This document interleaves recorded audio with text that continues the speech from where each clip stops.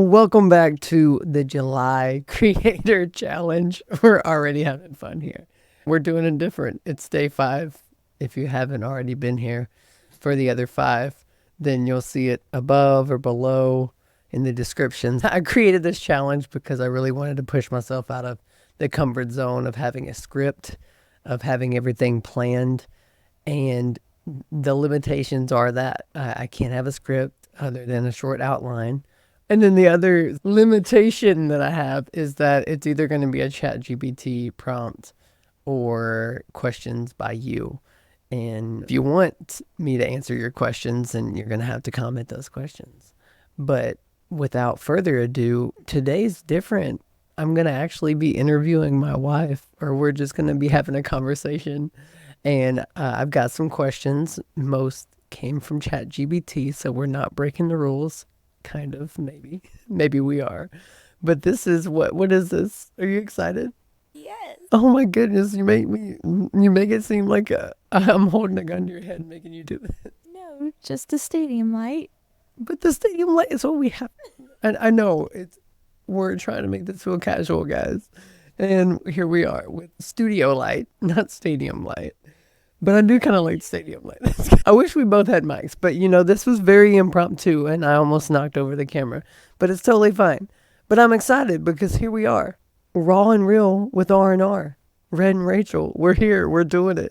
We're in our bed. You were in our bedroom where the magic happens. I'm going to see how many times I'm going to put a little counter at the bottom. No, I'm not. But I would. If I had more time to edit this and post, I'll put a little counter. How many times I make you blush during this whole video. But anyways, we're here. I'm here with my lovely wife, Raquel Michelle, Baby Wallace. And I'm excited for her to be on the show. For those that don't know who she is, here she is. And I'm really excited to get into some questions, some steamy questions that we have. But we'll start light. And I'm just curious, babe. What made you laugh out loud today? Other than this moment, the last 3 minutes. Probably our children. Just them being them. The quirky things like Violet's new language that she created for herself. And then Bentley being the Energizer Bunny. Wow. That man is wild. That's what made me laugh all day. Do you want me to answer the question too? Okay, I think we got to both answer the question. What made me laugh out loud today? Mine would have to be Bentley. When he's sitting there playing his, what was it, like elephant trumpet? What song is he doing? No, he's got the whole world in his hand. Which even more funny note, I'm putting him to bed just now. And I started singing that. And he was like, Dad, what's that mean? I said, God's got the whole world in his hands. He said, no, that's scary. And I'm like, no, that's not scary. I mean, it's wild to think that's huge. But it's so funny. But no, I thought that was cute. But I love it. I love it. Okay, so another lighter question. So we keep this rolling. I'm curious, what is one of your favorite stories from when we first started dating? It has to be our first day meeting. The first one, yeah. The first day meeting. How far can I go into the story? As far as you want. We got as long as you want. So, the first time we met was a beautiful summer hot day in July. And I drove us to our lunch that we were going to meet at and talk. And when it's hot, the first time meeting. So supposedly I was driving reckless. I thought I was driving totally normal, probably nervous, heavy-footed. But we get into the parking lot and it's really hot. So I roll down the windows to let out the hot air. And a bird, I look to my left to check, and a bird tries to come into the car with us. And I scream. I don't know what I said, so I had to apologize immediately after because we just met.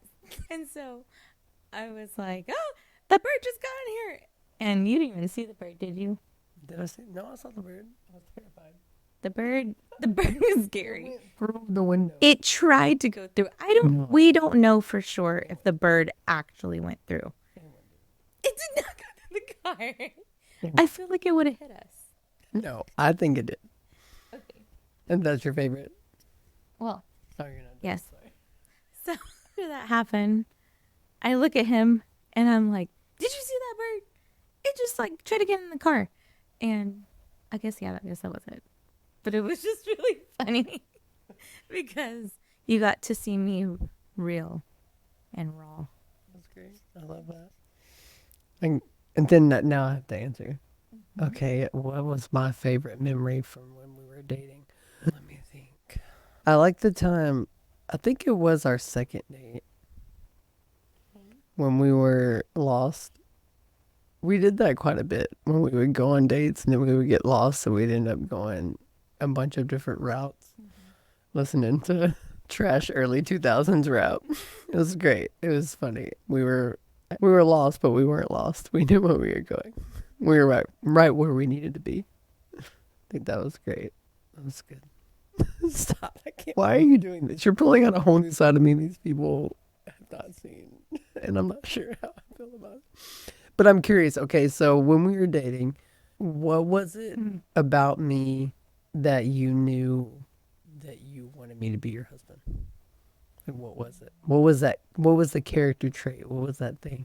Other than the rapping, no. I would say what really showed in the beginning that I knew I wanted in a spouse was the way that you full-heartedly like were there for me.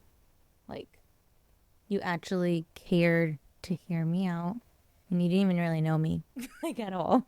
But you were there like anytime of the day, asking, like you wanted to get deep immediately. I think those things really had me just know that we could be like this. And your heart, obviously, for the church and your heart for God, like serving in your church, that was a really big one for me because I knew that if I could see you there and putting him as your priority and your number one, that you would take care of me and us, and like that care would be from your spiritual life. Wow. I'm so proud of you. Look at you. Isn't she great at this? Also, we keep knocking the camera, so that's going to be really fun in post when I edit that. But look at you. You're so good at this. And obviously, like you said, I love that idea of I got deep fast. That's what I do. It's why I made this channel. But even you mentioned it, like the way that I cared for you. And I touched a little bit about that story of one of our conversations early on in dating when I really feel like part of the purpose of our relationship was. So if you want to check that out, you can go see that previous. I think it was day 2, I think 2 or 3, where I talk about that. But definitely go watch that one because it's a great story. So I won't reshare that story because they hopefully just saw it. And if you didn't, go watch it. But wait, finish this video first, then you can go watch the next one. You get sweaty though, right? This light is hot. Okay, I'm sweating over here. Maybe I'm just nervous. It's like we're dating all over again. Oh my goodness. All right, so this one's, I guess, more personal, but I feel like your I feel like your answer will help not only me, but help my audience. So, how can I support you best? That's a really good question. You're going to chat, babe. I would say that this is a hard one. You do really well at doing it. Okay, what do I do now that supports you? I would say what you do to support me and our family, and I would say you should have these little hands. I would say I would say the way that you support, the best way would be that you are there for me whenever I am at my lows of lows and my highs of highs. And that whenever we are going through anything, that you, well, okay, let me think how to explain this. The way that I feel that you support me best is that you know who I really am and who I've been called to be. And you'll call me out when I need it. And, but then you'll also do it in a loving way, in a graceful way. And if it's not of me and if it's not who I am or who I'm supposed to be, then you'll stop it as it is, you know? Like you'll call the enemy out immediately and let him know that he has no place in our relationship or in my own thoughts. If you hear me venting or anything about that, you'll be able to support me by reminding me of who I am and loving me at where I'm at. You're so good at this. See? You're good. You're great. I love that. And I asked that question because I feel like even you watching or listening, that's one of the best questions you can ask your spouse because you don't know what you don't know.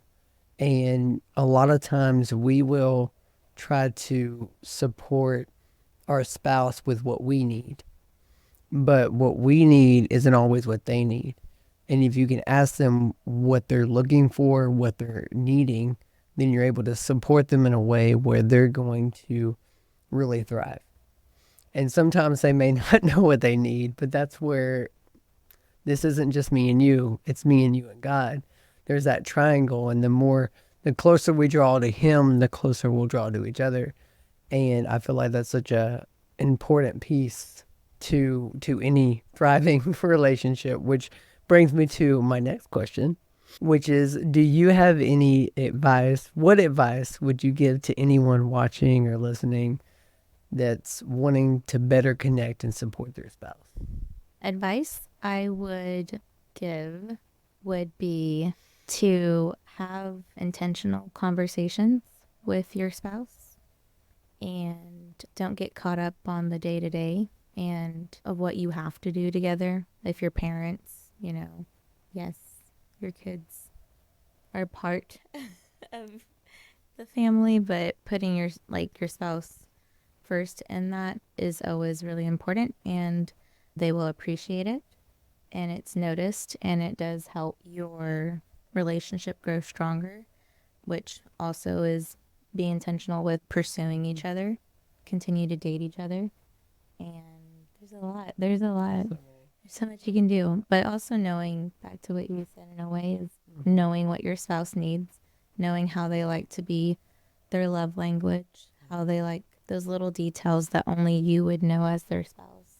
I feel like I already answered it in the previous one, but I would say something that I've learned myself is always asking questions, not like interrogating your spouse, but truly being curious about them because the more interest, more important to be interested than interesting. And that applies to leadership, that applies to being an entrepreneur, but it also applies to our relationships and our intimate relationships. Is the more interested we are in showing up and serving our spouse, the more we're going to thrive in our relationships and our marriage. And I had a question, but I feel like we could skip that question. I'll cut that part. But then, so getting into obviously most of this video, which we've already went longer than expected, but that's fine. I want to go as long as we feel, till we feel full. So we'll go a little bit longer. But I want to kind of shift with a couple questions on that idea of having children now that I feel like we're obviously not experts, but we have been raising children for a while. And I'm curious, how do you approach teaching our children about emotional intelligence and spiritual growth? How do you approach teaching our children about emotional intelligence and spiritual growth? That is a large question. Okay, so spiritual growth would be just having them continue to be with us as we're growing in our spiritual life. Like, they serve with us. They're what I like to call my church kids. They are there. They see us worshiping. They see us giving our heart and doing it with excellence. And then I think just reminding them that we can always pray. Like, it doesn't have to just be bedtime, it can just be talking to God and knowing that He's there for all, even the small things for them. It's so big in their world. And then everything is very reactive in their world right now with emotions. So helping them with that would be kind of just reminding them how to regulate and giving them avenues of where they can take those emotions and allow them to have them as well, because we all have emotions, and just refocusing it to where the outcome can turn to something better. Sure. I love it. So you're so good at this. It's just talking. It's just sharing how we feel. I love this question because originally, before I thought about interviewing you, I actually was going to talk a lot about emotional intelligence. And I was going to title it Big Emotions, Bigger God. And it kind of ties to both these points. And this was really unintentional. But I feel like it's something that God was trying to speak through in this question. And for me, obviously, today, just being real, today's been kind of a day for sure. We woke up a little later than I would have liked to, and the day just kind of got ahead of us. And there was one point in particular earlier this morning that I straight up blew up on our son, Bentley.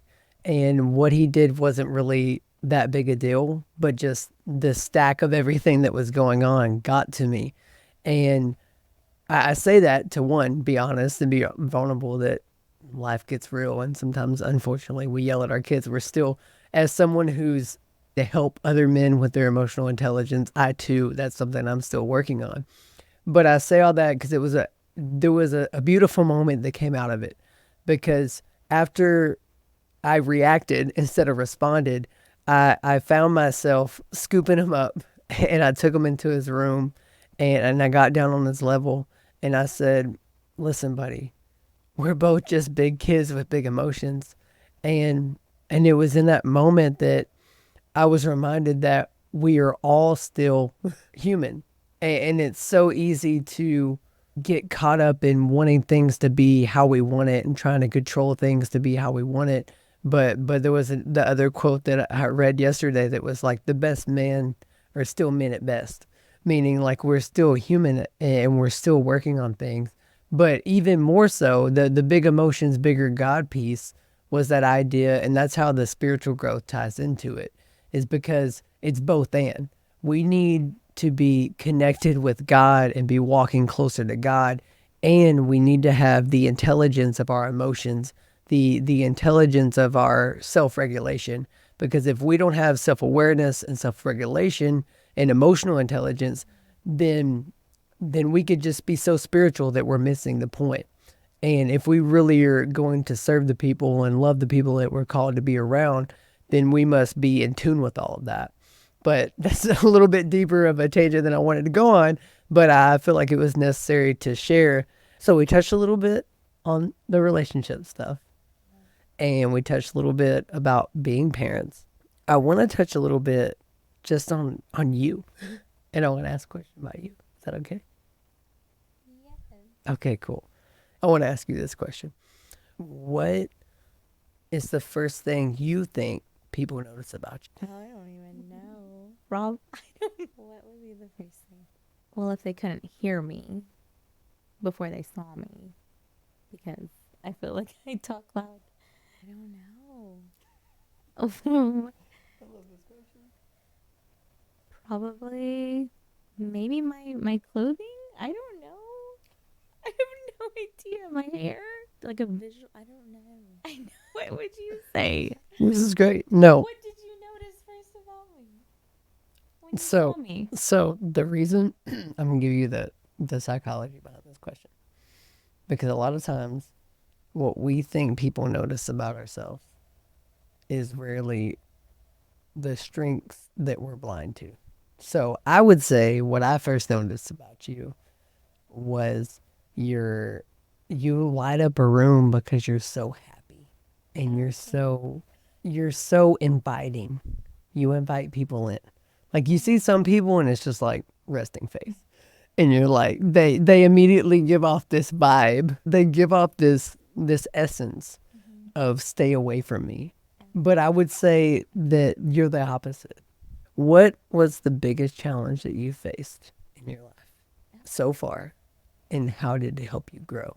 Well, the biggest challenge that I had gone through in life, it would probably be, and it's hard because it's a challenge because it was like a battle I didn't realize I was fighting. But I would say not knowing my identity and seeking it in all things that weren't my identity. Being so far and deep in it that it was hard to get rid of all the things that were toxic and controlling and hurting me and pushing me further away from my relationship with God and my calling of who I am. And it helped me grow because I know that now looking back at that place that I was at, I would never want to be there again. And I know that I will never be there again because I've been saved from it and that everything has happened at the certain time that it did. And the challenge was having to actually go through it, having to feel the depths of that sorrow and that pain and that lonely place and the challenge of just thinking that that was where I had deserved to be or where I made myself be and being okay with that, being totally okay with that at that moment. And the growth of it was really nice because I can feel that pressure that was on me, that lifestyle, like all of that was just released as soon as I decided to not be identified of everything everything wrong. I don't even know how to go too deep into that. But yeah. Final question. With all the opportunities to give up, why have you kept going? It's very deep. For me, the reason I kept going was even when I was at like the all-time low, it's like I knew in the back of my head, this is not right. This is not like what was meant for me. Because I honestly, it's probably all the prayers and all the like family generational prayers that have been before me that kept me here too. Because even whenever I felt like giving up, there was just a small part of me that was also like, this isn't the end. Like I knew that there was more and that there could be more. I just didn't know the timeline. I didn't know all of the hurt and everything that I had to go through. I knew it was not from God. And I knew that He was there with me. Like, even when I was really, really low, I would be deep in like my pity of like, God help me. Like, this cannot be it. And I mean, I would say He was there even whenever I didn't know He was there. Like, He was protecting me even when I didn't give Him the credit of that. I just thought I made the right choice that day. I think so. How do you feel? Do you feel like you've been exposed? Do you Yes. feel I'm in my bed with my makeup on. you're beautiful? Okay. You're beautiful, and I appreciate you for um, going along with this because I know it's definitely out of your comfort zone. It's out of my comfort zone. I'm used to my scripts and everything perfect, polished, but this is embracing that discomfort and pushing ourselves into growth because sometimes that's what stretches us best. What do they say? Blessed are the flexible because they don't get bent out of shape. So may we not get bent out of shape because we're choosing to be flexible and choosing growth. But with that said, I think that's it. Thank you, each one of you that continue to watch these. It'll be 31 days straight when we're done with this at the end of July. And we're day 5. And I'm going to be honest, I almost didn't make it today. But we're here and we're doing it and we're keeping it fresh. So again, if you want to be a part of these upcoming videos, these topics, drop your comments below, DM me. I want to hear your questions because ChatGPT can give me some things, but I would really much rather answer you and connect with you as my community. But like and subscribe, do all the things that you have to do for these silly YouTube channels. But you get what I'm saying here. And this is been raw and real with R&R. Yeah, we did it.